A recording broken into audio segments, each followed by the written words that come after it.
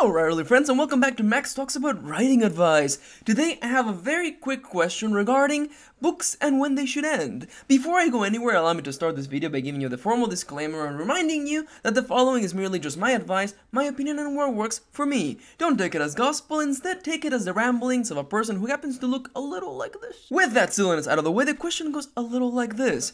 When should a story end? Can a story go on forever? Let's take these questions in reverse. Can a story go on forever? Yeah?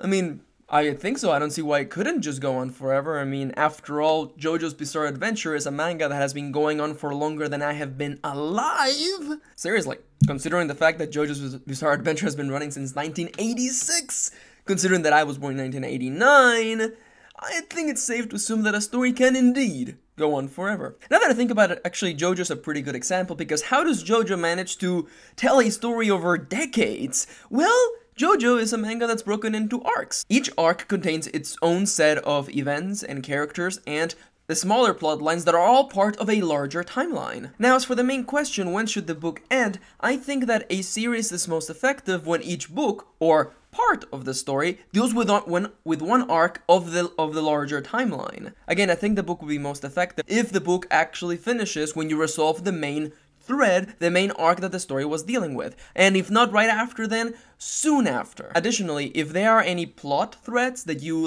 have loose and you haven't actually wrapped up and you do not intend to revisit later on, you may want to finish them in that book. Now, allow me to repeat this again. I'm not saying that everything needs to be wrapped up at the end of each book, only the things that you do not intend to revisit later. If you're looking for a really good literary example of this, take the Harry Potter books. Each Harry Potter book deals with one particular arc of events, a collection of events in the same plot line. Yes, there's a larger story and a lot of other things that are not resolved in each particular book, but the main thread is resolved and all of the things that won't be visited later are completely wrapped up. Now, this is not, of course, by any means a hard rule. The reason why I express my thoughts in this way is that I think that regardless of what you do, by the end of the book, you should give your readers some form of closure. Now, I don't mean to fire shots, but the last thing you want is people to finish your book and feeling like they just walked out of part one of a two-part movie. I mean, yeah, sure thing, there was tension and things happened, but nothing was resolved. Personally, that sort of feeling really turns me off a book. Like, imagine walking this enormous journey and reading this really long story and getting to the end and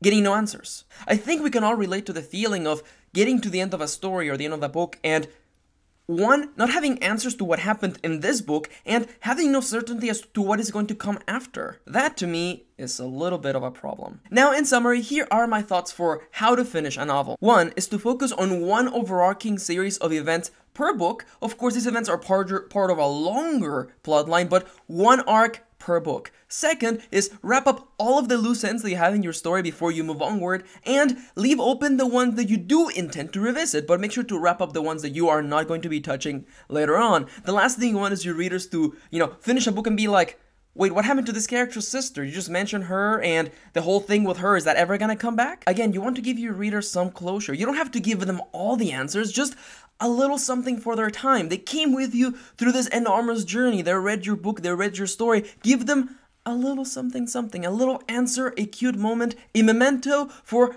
arriving at the end of the story. And as soon as you do that, remind them that the story is not over. I hope this helps. I hope that if anything, this is giving you another point of view of how to go about doing things. As always, my general feelings with this is just merely that, my general feelings with this and what works for me. I find that giving the reader a little bit of closure at the end of a book goes a long way. You don't want your reader to follow you up on this enormous journey and by the end, be unsure on what happened and unsure of where they're going next. With all of that silliness out of the way, I want to thank you for watching. If you enjoyed the video, give it a like and subscribe if you would like even more. And if you want even more writing advice, head over to my official writing blog over at maxkieran.tumblr.com. Thank you for watching, thank you for spending a little bit of your day with me, and I'll be seeing you soon! Mwah!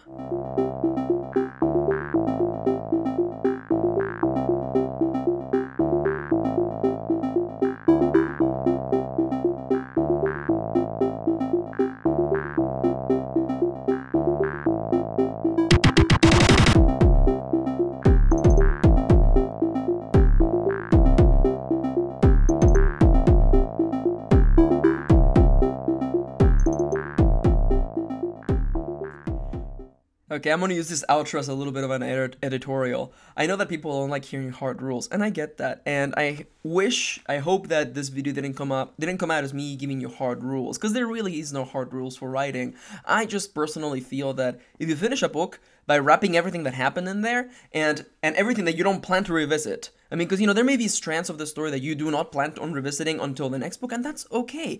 You don't have to give the reader all of the answers, just give them some answers, a little bit of certainty, so we can leave things in the past and focus on the future. I think we can all relate to that. I think there's been moments for everyone where you watch a movie, or you read a book, or you read a comic book, or anything, and it leaves you at a point where there is no certainty on what happened before and what's coming next. And that is just a feeling of being entirely lost. And I don't know about you, but that completely turns me off the story. So consider this another little note. A little bit of closure goes a long way.